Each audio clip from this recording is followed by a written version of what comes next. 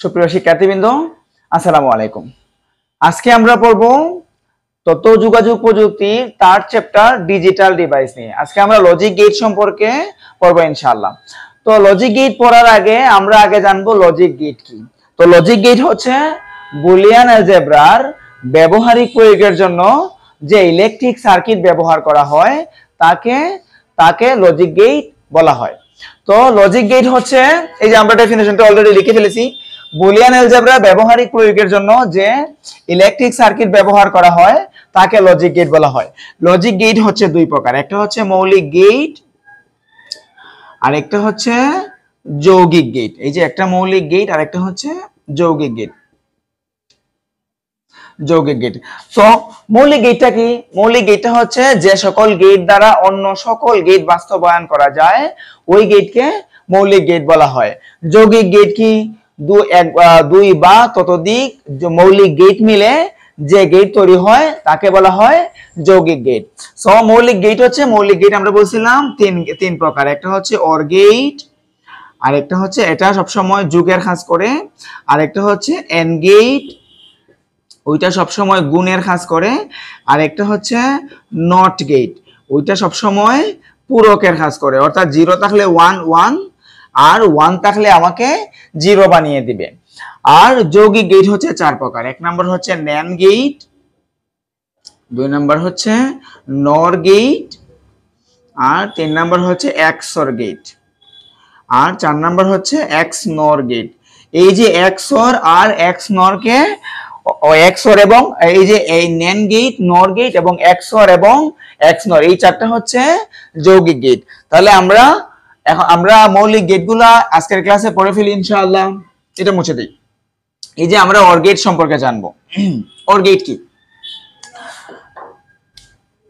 এই যে or gate কি? অর গেটের ডেফিনিশনে আমরা যাব। অর গেট হচ্ছে যে গেট যুগের কাজ সম্পাদন করে তাকে অর গেট বলা হয়। তো বুলিয়ান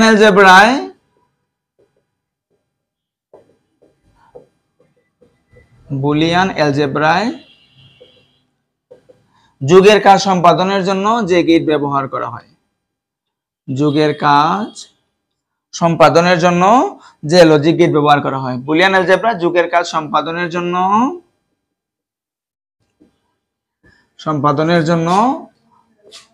যে লজিক গেট ব্যবহার করা হয়, যে লজিক গেট ব্যবহার করা হয় তাকে অর গেট বলা হয়। তাহলে আমরা অর গেটের ডেফিনিশন জানলাম। অর গেটের আমরা ডায়াগ্রামটা জানবো। এই যে ডায়াগ্রাম বা আকৃতিটা কিরকম, এই যে আমি প্রথমে একটা 2 ইনপুটে রাখি, এই যে 2 ইনপুটের, এই যে এটা হচ্ছে অর গেট। এটা অনেকটা চাঁদের বাঁকা অংশের মতো হবে। এই যে এই অংশটাকে আমরা বলবো ইনপুট, আর ওই অংশটাকে আমরা বলবো আউটপুট।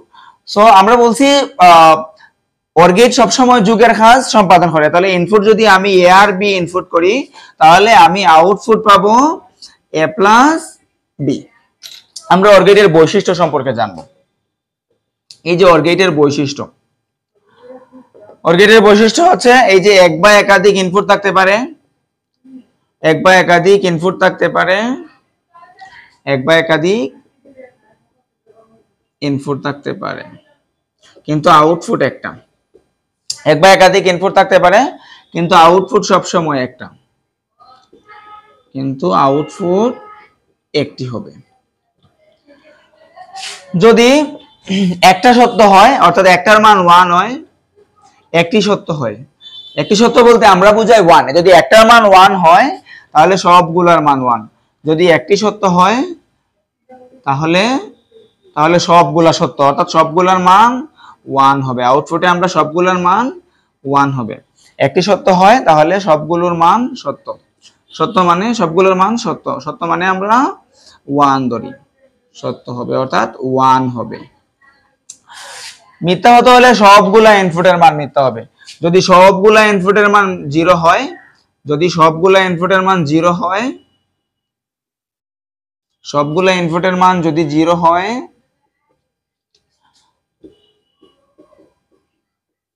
0 মানে মিথ্যা, সবগুলা ইনপুটের মান যদি 0 হয় তাহলে আমরা আউটপুট মিথ্যা পাবো। তাহলে ওর গেটের বৈশিষ্ট্য হচ্ছে আমাকে সবগুলা ইনপুটের মান যদি 0 হয়, অর্থাৎ সবগুলা যদি মিথ্যা হয়, তাহলে আমার আউটপুটটা আমরা মিথ্যা পাবো, অর্থাৎ আউটপুটটা 0 আসবে। যদি 1 হয়, অর্থাৎ 1 হচ্ছে সত্য, যদি 1 হয় তাহলে আমরা আউটপুটটা 1 পাবো। যদি আমরা এটা যদি একটু বিস্তারিত বলি, এই যে এখানে যদি 1, এটা একটু মুছে আমরা আরেকটা আইকা দেখাই। এই যে এটা মুছে দিই। এই যে যদি এখানে এই যে যদি ইনপুটটা এরকম হইতো 1 আর 0, তাহলে আউটপুট কি হইতো? তাহলে আউটপুট আমরা 1 পাইতাম। যদি ইনপুট এরকম হইতো এই যে দুইটা মিথ্যা, তাহলে আমরা আউটপুট 0 পাবো। যদি এরকম হইতো এই যে যদি এরকম হইতো যে দুইটা 1, তাহলে আমরা বলছি যে একটা যদি সত্য হয় তাহলে আমরা আউটপুটের মান সত্য পাবো। তাহলে এই যে দুইটা যদি 1 হয় তাহলে আমাদের আউটপুট হবে 1। আমরা ডেফিনেশন জানলাম, ডায়াগ্রাম দেখলাম, এখন আমরা সত্যক সারণী শিখব। এই যে এই গেটটা যদি আমরা সত্যক সারণী যদি করি তাহলে কি হবে? যেহেতু এটা 2 ইনপুট আছে, তাহলে 2 ইনপুট হইলে গড় হবে 6টা। এই যে 1 2 3 4 5 আর হচ্ছে 6। তাহলে এই যে এই গড়টা হচ্ছে ইনপুট আর এই গড়টা হচ্ছে আউটপুট। এই যে ইনপুট আমি সাপোজ এ আর বি ইনপুট করলাম, তাহলে ইনপুট যদি আমি এ আর বি করি, এই যে ইনপুট এ আর বি, এই পাশটাতে যেহেতু অর্গেট যেহেতু যোগের কাজ করে, আমি এ প্লাস বি লিখবো অথবা এক্স লিখবো। এখন আমি গড়টা কিভাবে ফিল আপ করবো? তাহলে আমি গড়টা ফিল আপ করবো শতক সারণী, সবগুলা গড় প্রায় সেমই ফিল আপ করা লাগে। তাহলে আমি এই যে প্রথম দুইটা আমি 0 দিব, পরের দুইটা আমি 1 দিব, তারপরে আমি অর্থাৎ অর্ধেক 0 অর্ধেক 1 দিব, আর পরের ঘরে আমি এই যে আবার এই ঘরের অর্ধেক, অর্থাৎ এখানে দুইটা 1 ছিল, দুইটা 0 ছিল, এখানে আমরা একটা 0, পরের ঘরটাতে আমরা একটা 0 একটা 1 দিয়ে দিব। তাহলে এই যে আমরা বলছিলাম এই যে দুইটা যদি 0 হয় তাহলে আউটপুট আসবে 0। এই যে একটা সত্য, অর্থাৎ একটা 1 আছে, তার মানে আমার আউটপুট 1। এই যে এই পাশে একটা 1 আছে, আমার আউটপুট 1 পাবে। এই যে এইটাতে দুইটা গড়ি 1 আছে, তার মানে আমার আউটপুট সত্য। এখন এটা গেল 2 ইনপুটের। যদি 3 ইনপুট দেখে তখন আমরা কি করব? এই যে 3 ইনপুটের একটা আমরা আইকা দেখাই। এই যে আমরা এই যে 3 ইনপুটে রাখছি, এটা হচ্ছে 3 ইনপুটের, এই যে এ বি আর হচ্ছে সি। যদি 3 ইনপুট হয় তাহলে আমরা শতক সারণী কিভাবে করব? তাহলে 3 ইনপুট হলে শতক সারণী হবে আমাকে 10টা গড় বানাতে হবে, অর্থাৎ এই যে ইনপুট আছে না, ইনপুটের উপরে আমি স্কয়ার দিয়ে দিব। তাহলে 3 এর উপরে যদি আমি স্কয়ার দেই তাহলে 9, তাহলে একটা গড় আমরা বাড়িয়ে দিব। তাহলে এই যে এ বি সি যদি আমরা ইনপুট করি তাহলে ওই পাশে আমরা পাবো এ প্লাস বি প্লাস সি। আমরা শতক সারণীটা দেখি, এই যে 10টা গড় হবে ইনপুট আর ওই গড়টা হচ্ছে আউটপুট।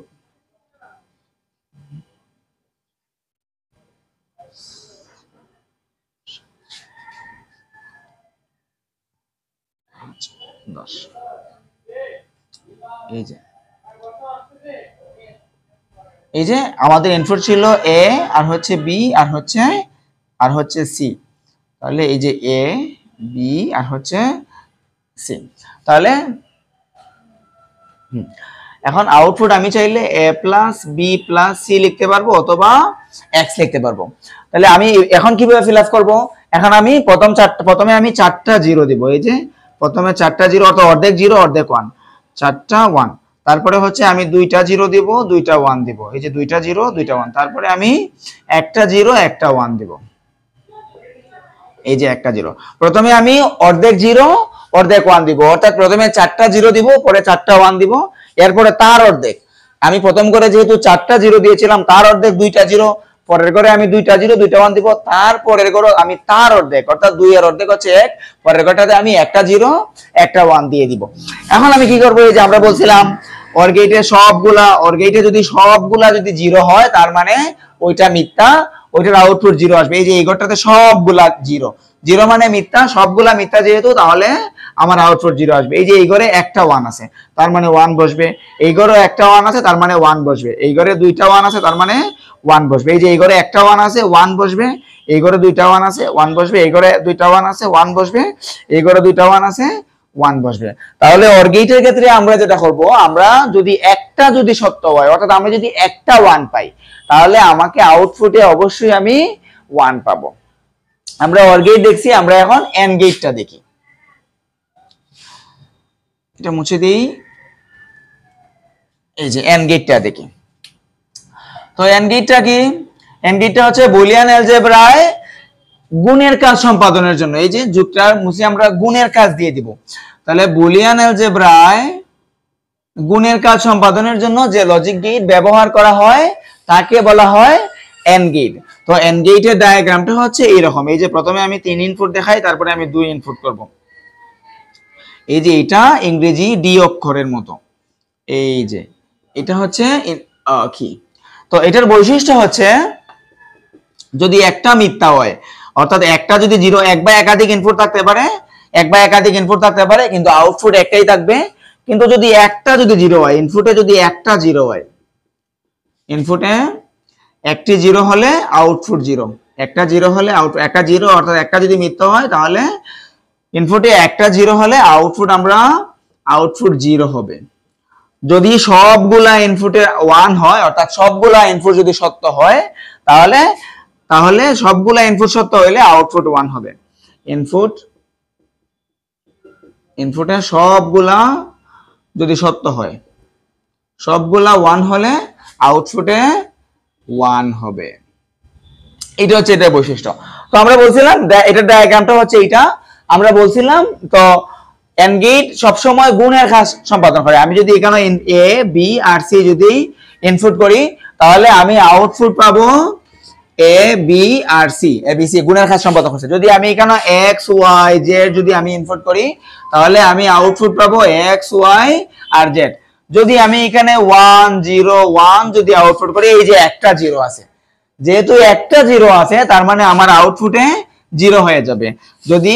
যদি সবগুলা ইনপুট, অর্থাৎ সবগুলা ইনপুট যদি 1 হয়, এখন দেখেন সবগুলা ইনপুট 1, যদি সবগুলা ইনপুট 1 হয় তাহলে আউটপুটে 1 হবে। এখন আমরা ডায়াগ্রাম দেখলাম, বৈশিষ্ট্য দেখছি, আমরা এটা সত্যক সারণীটা করি। এই যে অলরেডি একটা কি করা আছে, এটা আমরা মুছে দিয়ে করে ফেলি। এই যে এটা মুছে দিই আমরা, চল এটা মুছে দিই। আচ্ছা, এটা প্রথমে আমরা 3 ইনপুট দেখি, তারপরে আমরা 2 ইনপুট দেখব। এই যে প্রথমে আমরা 3 ইনপুট দেখি, এই যে এখানে এ বি সি আছে, তাহলে এ বি সি আমরা রাখি। যেহেতু এটা এন্ড গেট, আমি আউটপুট এ বি সি লিখবো অথবা এক্স লিখবো। তাহলে প্রথম কোডটা আমরা কিভাবে ফিল আপ করবো? প্রথম কোডটা আমরা 4টা 0 দিব আর 4টা 1 দিব। পরের কোডটাতে আমরা 2টা 0 দিব, 2টা 1 দিব। পরের কোডটাতে আবার 2টা 0, এই যে 2টা 0 দিলাম, তারপরে আমরা 2টা 1 দিয়েছি। এখন আমরা একটা 0 একটা 1 দিব, এই যে একটা 0 একটা 1 দিব। তাহলে এই যে প্রথম করে সবগুলা 0, যেহেতু সবগুলা 0, তার মানে আমার আউটপুট সবসময় আউটপুট 0ই হবে। এই যে এই ঘরে দেখেন এই যে একটা 1 2টা 0 আছে। আমরা বলছিলাম যদি একটা 0 থাকে, একটা 0 অর্থাৎ মিথ্যা, যদি একটা মিথ্যা হয় আউটপুট সবসময় মিথ্যা হবে। তাহলে যেহেতু সবগুলা ঘরের মধ্যে ওই একটা 0 আছে, তার মানে আমার এই যে এটাতে 0 2টা আছে, আমার আউটপুট 0 হবে। এইটাতে 2টা আছে, আউটপুট 0 হবে। এইটাতে একটা 0 আছে, আউটপুট 0 হবে। অর্থাৎ আউটপুট যদি একটা 0 থাকে, ইনপুটে যদি একটা 0 থাকে, তাহলে আমার আউটপুট পাবো আমি 0। এটা তো 0 আছে, তাহলে 0 পাবো। এই যে একদম লাস্টেরটায় সবগুলা 1 আছে। যেহেতু সবগুলা ইনপুট সত্য, সবগুলা ইনপুট যেহেতু সত্য, তার মানে আমার আউটপুট হচ্ছে সত্য। তাহলে এন্ড গেটের ক্ষেত্রে আমরা যেটা করব, এন্ড গেটের সবসময় গুণের কাজ সম্পাদন করে। আর এই যে এই পাশটাকে ইনপুট বলবো, ওই পাশটাকে আমরা আউটপুট বলবো। আর যদি একটা মিথ্যা হয়, অর্থাৎ যদি একটা 0 থাকে, আমরা যদি 0 এর সাথে যদি কোনো কিছু গুণ করে ফেলি, তাহলে তো এটা 0 হয়ে যায়। যদি ইনপুটে একটা 0 হয়, তাহলে আউটপুট সবসময় 0 হবে। তাহলে আউটপুট যদি 1 পেতে হয়, তাহলে আমাকে অবশ্যই ইনপুটে সবগুলা 1 থাকতে হবে। যদি সবগুলা ইনপুটে 1 থাকে, তাহলে আমি আউটপুট 1 পাবো। এই যে আমরা এন্ড গেট পড়ছি, এখন আমরা নট গেটটা পড়বো। এই যে নট গেটটা কি, এটা মুছে দিই। নট গেটটা হচ্ছে এই যে বুলিয়ান অ্যালজেব্রায় পূরকের কাজ সম্পাদনের জন্য, বুলিয়ান অ্যালজেব্রায় পূরকের কাজ সম্পাদনের জন্য যে লজিক গেট ব্যবহার করা হয়, বুলিয়ান অ্যালজেব্রায় পূরকের কাজ সম্পাদনের জন্য যে লজিক গেট ব্যবহার করা হয় তাকে নট গেট বলে। ওইটার আকৃতিটা হচ্ছে এইরকম। এই যে এটার আকৃতিটা হচ্ছে এটা ডায়াগ্রামটা হচ্ছে এটা।